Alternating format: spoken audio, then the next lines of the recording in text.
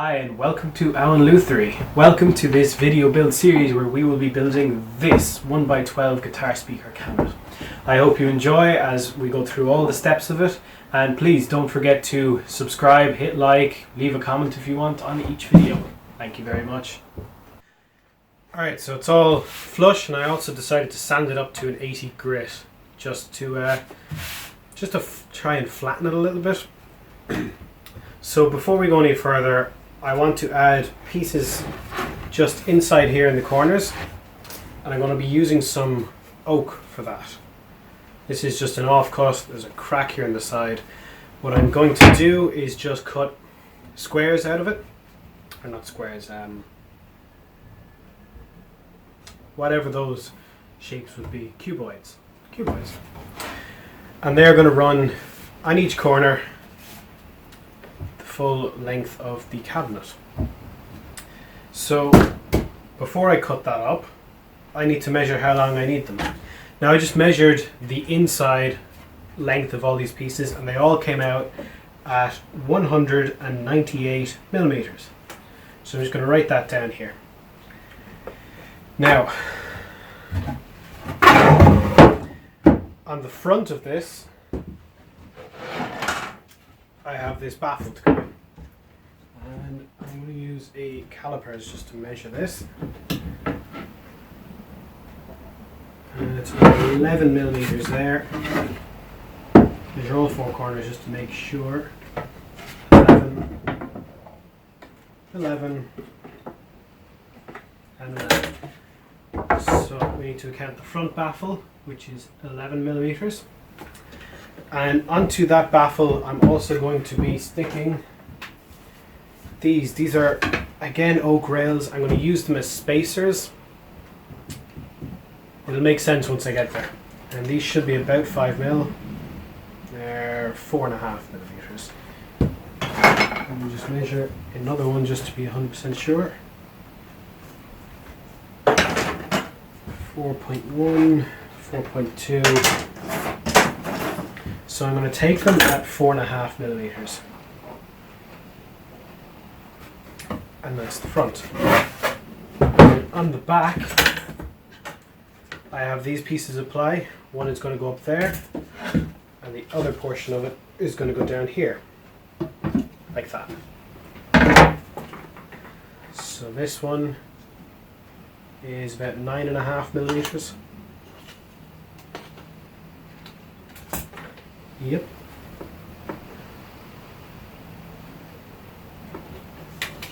I'll just measure this one just to be sure, but they came from the same board. Yeah. 9.5. Okay, so if I take the total length and then subtract all the different pieces that need to go on the top of it, or need to go in as well. You know what, let's do it by head. So 4.5 and 9.5 is 14 plus 11 is 25. Take that from the total 195 and we're getting 173 millimeters, which is how long these will need to be. Yeah, okay. So this is a bit of a lump right there in the middle, so I'm going to just flatten this really quick by hand and put one straight edge on it. This side, yeah, no good. So I'm going to make that a straight edge just by hand because it's too short to go through a thickness or anything. And once that is done, I'm going to use the table saw to, so this is, let's just double check here. This is 25 mil thick at the moment, 24.5, so it's just under an inch thick. I'm going to try and get it an inch square. Let's just measure, make sure there is 4 inches here. There's not, there's only 3.5, so I'm going to get about 3/4 of an inch. I'll get 4 of them out of this. The thickness of this doesn't matter too much. It's I just want to make sure I get all 4 pieces in the same. So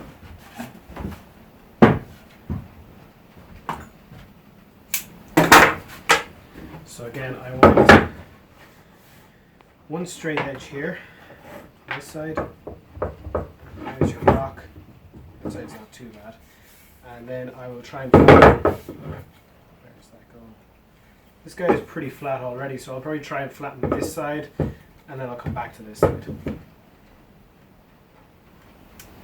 Or, in fact, I'm just going to flatten that side and this side, run it through the table saw that way, and then I can flip it, set my fence to about 24 mil, and that should square it all up real easy for me. And I'm actually going to keep that on there because that keeps it square for the vise.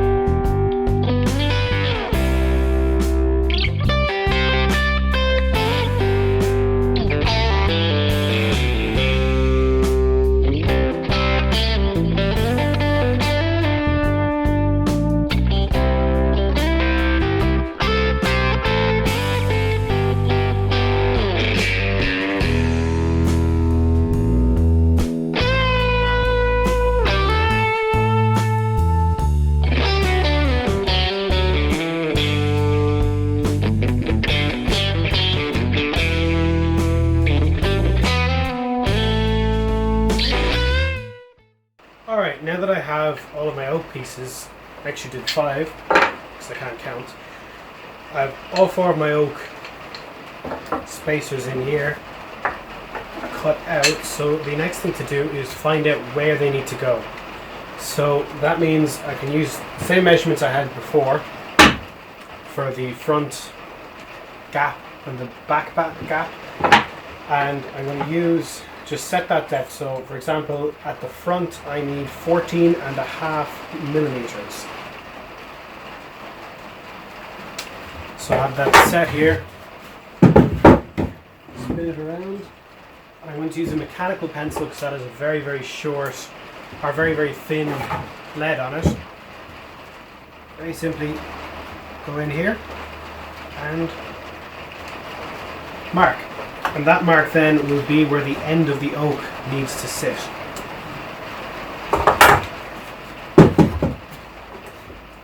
And once I have all the places, I'm going to glue them in and secure them with screws as well. So that's all of them for the back, or for the front, sorry, and then for the back needs to be 9.5 millimeters.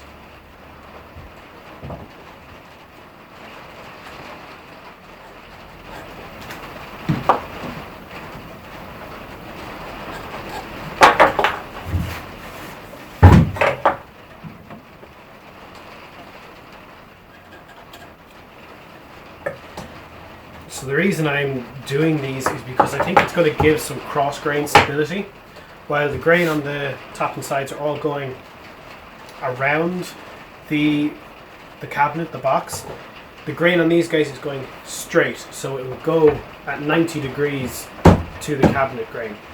And I think that will help to stop warping and just add a bit of rigidity to it.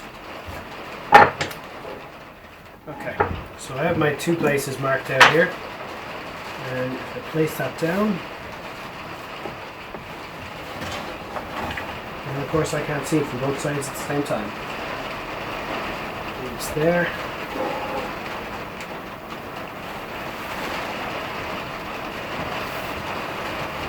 Yep, that is bang on. So if I place these down just to the point where the lead is not visible, so right on top of the lead line, they're placed absolutely perfectly. So, and they did come out with a rectangular cross section, so it's taller than they are wider. And I think I'm going to do, I'm going to do it so that they're going to be longer this way as opposed to this way, because the top and bottom obviously are longer than the sides. Yeah, I think that's the way I'm going to do it. I think it's the best way to go. Alright, some glue and some screwing. And I am going to pre-drill all of these as well.